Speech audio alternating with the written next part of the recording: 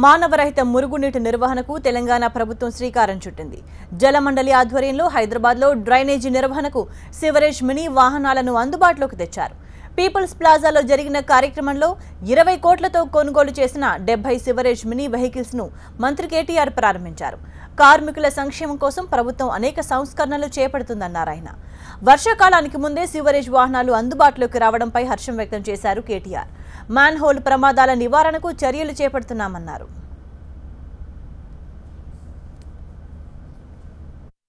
గౌరవ భారత ప్రధానమంత్రి నరేంద్ర మోడీ గారు స్వచ్ఛ భారత్ పేరిట ఒక మంచి కార్యక్రమాన్ని ప్రారంభించిన విషయం మీకు తెలిసిందే. ఈ స్వచ్ఛ భారత్ అన్న కార్యక్రమంలో భాగంగా భారతదేశంలో దాదాపుగా ఉన్న ఏ ప్రధానమైన నగరంలో కూడా చేయనంత గొప్పగా మన రాష్ట్రంలో గౌరవ ముఖ్యమంత్రి కె చంద్రశేఖరరావు గారి నేతృత్వంలో మీ అందరికీ కూడా తెలుసు స్వచ్ఛ తెలంగాణ స్వచ్ఛ హైదరాబాద్ కార్యక్రమంలో భాగంగా ఇప్పటికే హైదరాబాద్ మహానగరంలో కొన్ని విప్లవాత్మకమైన మార్పులకు శ్రీకారం చుట్టడం జరిగింది. దాదాపు 2500 ఆటో టిప్పర్లతో హైదరాబాద్లోని గల్లీ గల్లీలో ప్రతి చిన్న సందుల్లో కూడా ఈరోజు చెత్తను సేకరించడం, గతంలో ప్రతిరోజు 3500 మెట్రిక్ టన్నుల చెత్త హైదరాబాద్లో ఉత్పత్తి అవుతూ ఉంటే ఈరోజు 1000 టన్నులు మనం ఈ బండ్లన్నీ పెట్టిన తర్వాత 2500 బండ్లు పెట్టిన తర్వాత 1000 టన్నుల చెత్త అదనంగా ఉత్పత్తి అయ్యి అదనంగా సేకరించి హైదరాబాద్ నగరాన్ని పరిశుభ్రంగా పెంచేదానికి ఒక మంచి మార్గం దొరికింది. చరిత్రలో ఏనాడు లేనంత వేగంగా గతంలో 1000 కిలోమీటర్ల పైప్ లైన్ వేయాలంటే ఏండ్ల తరబడి పట్టేది. కానీ ఈ ప్రభుత్వం వచ్చిన తర్వాత జలమండలిలో కొత్తగా జవసత్వాలు నింపిన తర్వాత 1200 కిలోమీటర్ల పైప్ లైన్ రికార్డు సమయంలో కేవలం 3 నెలల్లోనే వేసి ఆ పైప్ లైన్లు వేయడమే కాదు, మళ్ళీ ఆ రోడ్లను పునరుద్ధరించే కార్యక్రమాన్ని కూడా ఒక సవాల్గా ప్రతిష్టగా తీసుకొని శరవేగంగా చేస్తున్న విషయాన్ని కూడా నేను మీకు గుర్తు చేస్తా ఉన్నాను. Hyderabad metro water supply and sewerage బోర్డులో ఆ బోర్డు యొక్క ప్రాథమిక బాధ్యత కేవలం తాగునీటి సరఫరా మాత్రమే కాదు. హైదరాబాద్లో ఎప్పుడో నిజాం జమానాలో ఏర్పాటు చేసిన సివరేజ్ వ్యవస్థ ఈరోజు నగరం మొత్తం కూడా ఉన్నది. ముఖ్యంగా కోర్ సిటీలో పెద్దలు నాయన నరసింహారెడ్డి గారికి తెలుసు.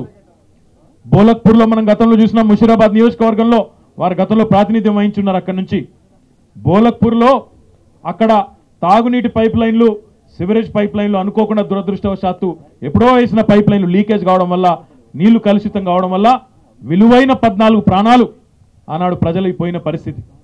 అట్లాంటి సంఘటనలు మళ్ళా జరగకూడదు, ఎక్కడా కూడా పొరపాటున కూడా మరి ఇలాంటి పరిస్థితి రాకూడదన్న ఉద్దేశంతో ప్రభుత్వం చాలా విలువైన కొన్ని కీలకమైన నిర్ణయాలు కూడా తీసుకోవడం జరిగింది. ఎట్టి పరిస్థితుల్లో హైదరాబాద్ మహానగరంలో మాన్యువల్ స్కావెంజింగ్ ఉండేదానికి వీల్లేదు.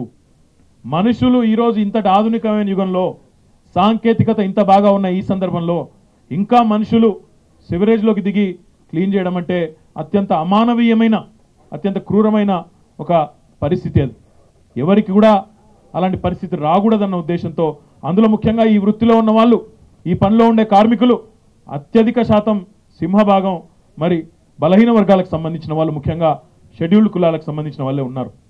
వారందరి గౌరవాన్ని కాపాడే ఉద్దేశంతో వారందరినీ కూడా మరి ఆర్థికంగా ప్రేరణ కల్పించి ఈరోజు వారందరినీ కూడా డిక్కీ ఏదైతే ఇందాక సోదరులు మాట్లాడుతూ చెప్పినారో, రవికుమార్ గారు కానీ లేదా కాంబ్లే గారు కానీ మాట్లాడుతూ ఏదైతే చెప్పినారో, గౌరవనీయులు వివేక్ గారు ఎప్పుడు కూడా మాకు స్ఫూర్తినిస్తూ ఉంటారు ఈ విషయంలో. దళితులు కూడా అల్టిమేట్గా ఎకనామిక్గా ఎదిగితేనే let us fight caste with capital అని ఒక మాట మిలింద్ కాంబ్లే చెప్పినారు. నిజంగా కూడా చాలా ఇన్స్పిరేషనల్ మాట అది.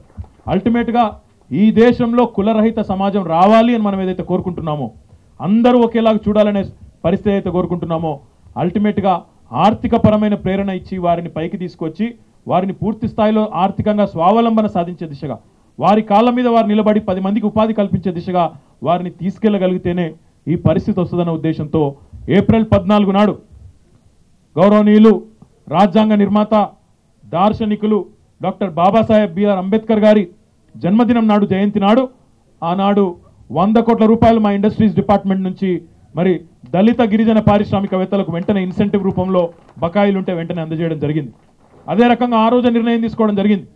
వెంటనే గౌరవ ముఖ్యమంత్రి గారు ఏదైతే చెప్పినారో, దళిత వర్గం నుండి గిరిజన వర్గం నుండి పారిశ్రామికవేత్తలు రావాలి, కాంట్రాక్టర్లు రావాలి, ముఖ్యంగా ప్రభుత్వ రంగంలో ఉండే పనుల్లో ఖచ్చితంగా వారికి ఒక కోటా సిస్టమ్ పెట్టి వారిని అందులో ఎదిగే విధంగా మనం ఏదైతే చేయాలనుకున్నాం, ఇప్పుడే రవికుమార్ గారు చెప్పినట్టు కేవలం 15 రోజుల్లోనే ఆ ప్రభుత్వ ఉత్తర్వులన్నీ కూడా ఇచ్చి ఈరోజు ప్రతి ప్రభుత్వ శాఖలో కూడా వారికి అవకాశాలు కల్పించి వారిని సమున్నత స్థాయికి తీసుకొచ్చే ప్రయత్నం ఈ ప్రభుత్వం చిత్తశుద్ధితో చేస్తూ ఉంది.